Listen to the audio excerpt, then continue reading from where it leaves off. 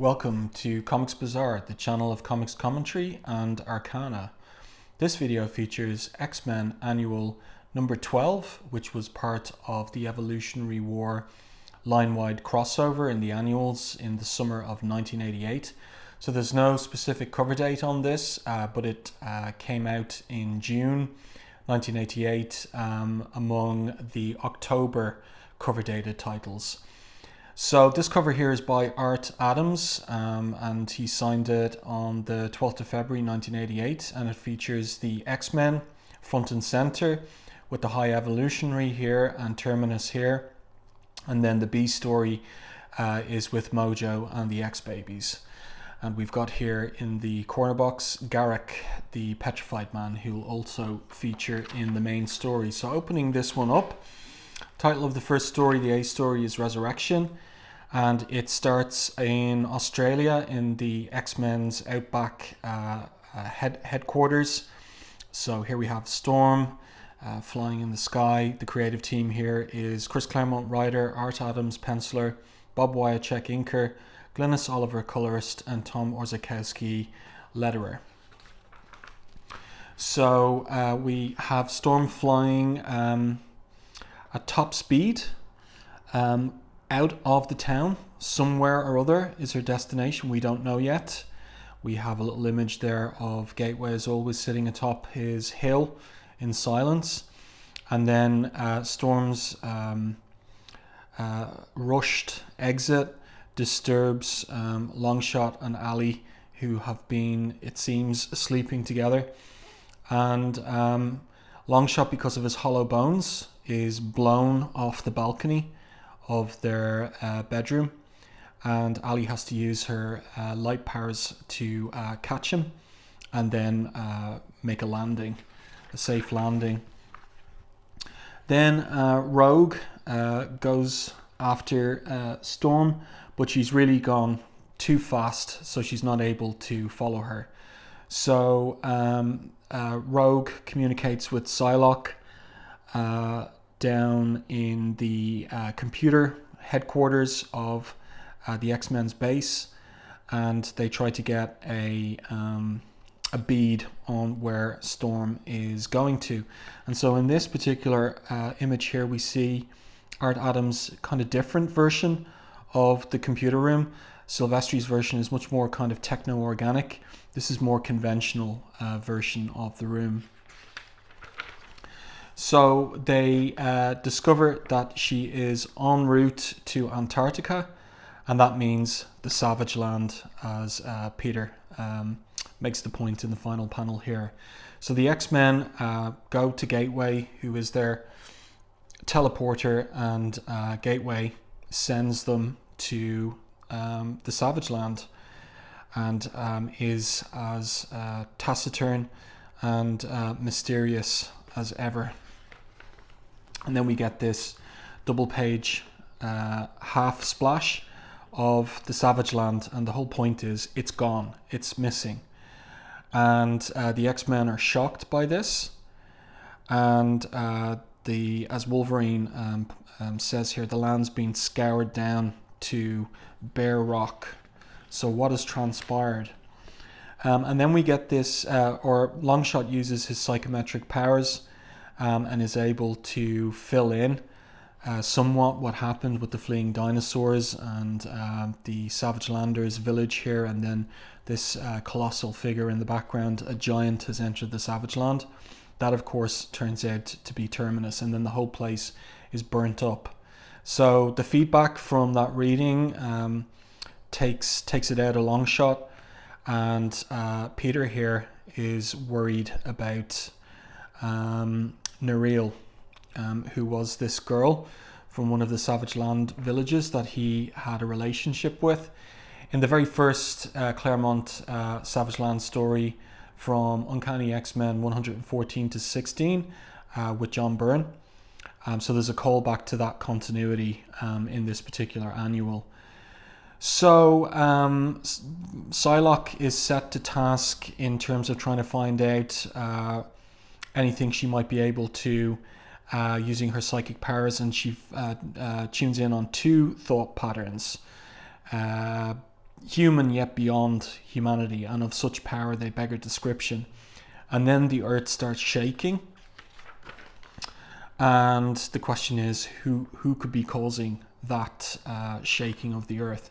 Then our scene switches to the High Evolutionary, who is the focus of this line-wide crossover storyline in the annuals of this summer, and he comes across a snow plant which somehow or other is germinating and growing from the wasteland.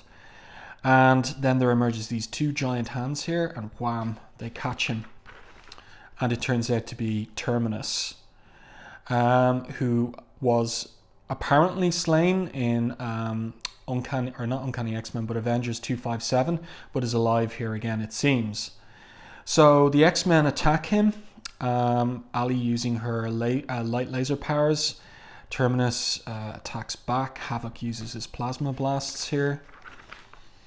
And Wolverine goes in and does some major damage with his adamantium claws. The High Evolutionary is rescued also by Rogue here, who grabs Wolverine and Longshot. And then Storm goes in to attack the Terminus, and uses her powers to bury him under this mountain of ice. So then the X-Men and the High Evolutionary catch up on what has been going on, and it's agreed that Havoc will go with the High Evolutionary to his citadel here. And meanwhile, Longshot wanders off, slips on some ice, and disappears through some kind of portal here. So then at the Evolutionary's installation, he explains to Havoc his history, a little bit about his history. Here he is with the Knights of Wundagore, and Havoc admires him and thinks he's rather like Professor X. He's a man of conscience. Then the High Evolutionary introduces Havoc to his assistant there, who he calls Zala rather than her full name, Zaladane. And Havoc feels he knows her. He has a feeling he knows her somewhat, even though he hasn't met her. And the theory around this is that she looks a little bit like Lorna Dane, and there's an idea that Zaladane and Lorna Dane might be sisters. So that's what he's tuning into, though he doesn't quite see it 100% himself. And then what happens is that we switch back to the X-Men team out on the wasted land. And Ali tunes into the fact that Longshot's gone missing, and she panics. Wolverine goes after his scent, and Storm, Rogue, and Psylocke go to the covered Terminus. Storm wants Psylocke to mind scan Terminus for more information, and then Wolverine, using his enhanced senses, in particular his sense of smell, finds the portal and walks through it, much to Ali's horror. So Storm hears Ali scream, and she also pulls out of her pouch here her cameo crystal, which she sees is glowing.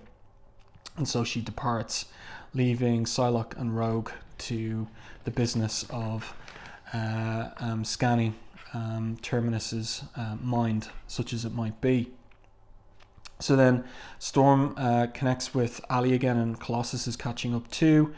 And she uses her cameo crystal to open and reveal rather a portal to another dimension, and coming through it, this giant dog's face, but it is a dog that she's familiar with, Kajime, if that's how his name is pronounced, who's a talking dog, and is also the carrier of a ship, which is on which is Storm's, what would we call her, like honorary mother, Mirren here, and actually it turns out Nereel and other survivors, human survivors of the Savage Land. So something interesting here is that Nereel has a child here, a boy, and Longshot has already being introduced to everyone. And she tells Longshot, "Shush, please, my friend, quiet, you promised." And then he says to the boy, "You heard your mom. No talking, no telling. Our lips are sealed. We don't breathe a word, not even under torture." And what it turns out to be is it's more or less explicit that the boy is Colossus's, Peter's, that Nereel and Colossus slept together, and that she had a child. And because of the way that time flows differently in Mirren's dimension, where Nereel and the boy have been, they're older than they should be with respect to Earth time. But back at the site of Psylocke scanning Terminus, Terminus wakes up and starts to attack Rogue and Psylocke, and lands a blow and knocks them very far away. At this point, Storm attacks Terminus too, and then Kajim bounds into action as well. And then we have this great 3-panel page where, as the caption puts it, Marin's warriors unleash a barrage that would do a Starfleet proud, and to their credit, Terminus is actually staggered. So everybody's attacking Terminus here. In these pages as well, Havoc and the High Evolutionary arrive. And what happens is Storm gets the idea, if Rogue can take Longshot's powers, then maybe she can do some major damage. So Longshot's powers are luck powers that are key to his intentions, and the purity of his intentions results in this infallible luck. So Rogue kisses him, much to Allison's horror, because Allison now realizes that although she's taken Longshot's powers, but also his psyche, and now Ali realizes that Rogue knows what Longshot does, including how he really feels about me, as she puts it there. So then Rogue attacks Terminus, blasts through the faceplate, and it reveals inside Garak, the Petrified Man, who last appeared in Uncanny X-Men in issue 149 when he was seen falling to his death, and previous to that in that trilogy of issues 114 to 116, when in 116 he also fell to his death apparently. So he seems to be operating the Terminus robot. Storm sends Wolverine in with the adamantium claws. He does more damage here. This is really, really nicely illustrated by Art Adams. I want to say something about the artwork here, that this is Art Adams having achieved a first level of maturity. So early Art Adams work in the Longshot miniseries, there's a lot of lines, there's a lot of figuring things out, but here there's a very established and settled style, and it's nice and clean. You've got the detail, but he's also got a real handle on anatomy and storytelling and dynamic poses and so on and so forth. A first level of mature style from Art Adams in this annual, to my eye.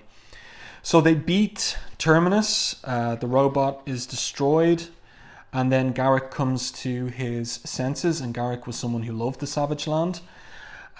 So he is devastated that it's a wasteland now, and that he might have played a role in it.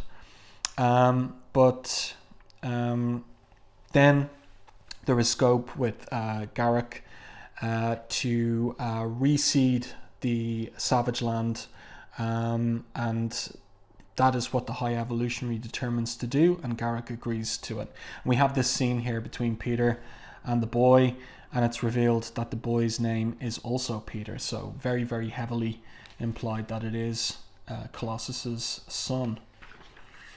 And then Garak steps into the High Evolutionary's machine, and the machine operates to use his powers and bring back the Savage Land.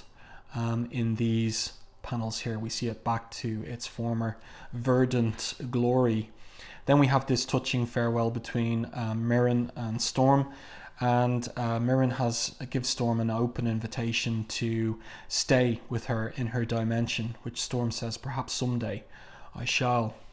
Psylocke asks her if she's serious. Yes, she is, but she feels she has prior responsibilities to deal with first. Now, Psylocke then uses her powers on the Savage Landers after the X-Men have helped them rebuild to wipe their minds of the X-Men's existence, because in this period of time the X-Men, of course, are believed dead, and they wanted to stay that way so they can operate in the shadows and hit their enemies without warning. But in Uncanny X-Men 232, Madeline was working on a symbol, a logo for the new team, and it's this one, an 8-pointed star with a red X in the middle. So this is the only sign that the villagers were helped, because their memories of the X-Men as X-Men have been wiped. But there's an implication that maybe Nereel remembers the visit of Peter, perhaps. And this is Kazar and his wife Shanna and Zabu, who are arriving and who've been away somewhere else, so have returned just to see the rebuilt village and the Savage Land returned. And then the B story is a story with Mojo, and this is also picking up on the aftermath of the Fall of the Mutants, where the X-Men died in Dallas, and where Roma brought them back, but brought them back invisible to any kind of technology, including Mojo's other dimensional technology.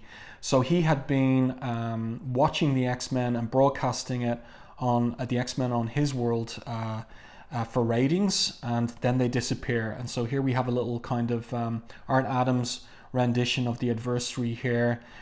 The X-Men facing Forge's spell, and then they're disappearing. So Mojo's left with a problem, how to fill his programming and what to do about dropped ratings. So what happens is he calls upon his creative team, and this is very nice here. We see Art Adams' rendition of the creative team of the issue.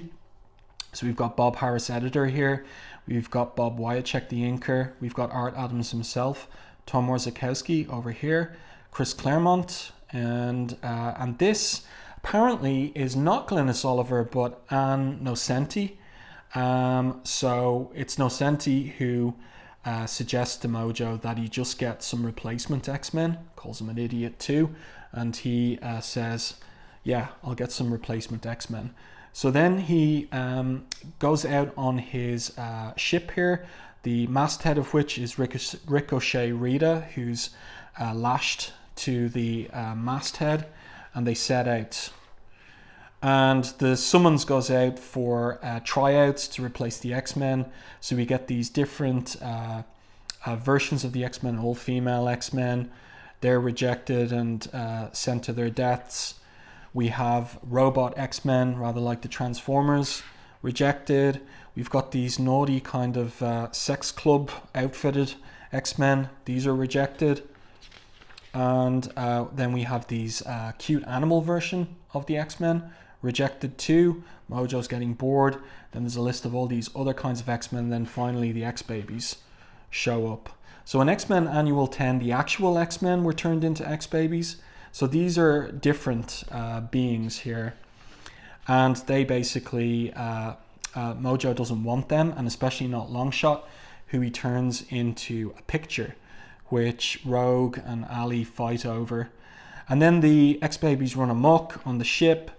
And what happens is very interesting here. As Gateway is sending the X-Men across dimensions, even though they're invisible to various kinds of technological surveillance, Ricochet Rita somehow intuits that Longshot is alive, that he's not dead. And she orientates the ship, because she's directing the ship, towards where he might be, but then he disappears again. So, you know, she has some inclination that there's something up out there, that Longshot is alive, that he's not dead. And then what happens is the X-Men, Mojo sends these trademark guys after the X-Babies. So it's very cartoonish stuff. And then ultimately he's convinced to hang on to the X-Babies as his new stars, because Major Domo here tells him the live ratings are huge, that the X-Babies are incredibly popular. So he agrees to keep them as his replacement X-Men. Meanwhile, baby Wolverine goes under Mojo's mobile chair or device by which he moves around. He's spineless, so he can't walk. And he pops his claws right under there and catches Mojo in the posterior. So then this is our final panel with the X-Babies arguing with each other, bickering, and Ricochet Rita here asking, am I going to regret this, in terms of maybe where she takes the X-Babies. And Wolverine here, baby Wolverine, hey guys, I think I found a way out, with his hand over the end caption. So a pretty entertaining, wacky story, funny with the appearance of the X-Men creative team. And then this is like the C-list story written by Mark Gruenwald, and it's part of this crossover where you get information about the High Evolutionaries' origin. And that is that. So I hope that you enjoyed this review and commentary on X-Men Annual number 10. If you enjoyed the video, please like it. And if you haven't done so already, please subscribe to the channel and stay tuned for more content like this.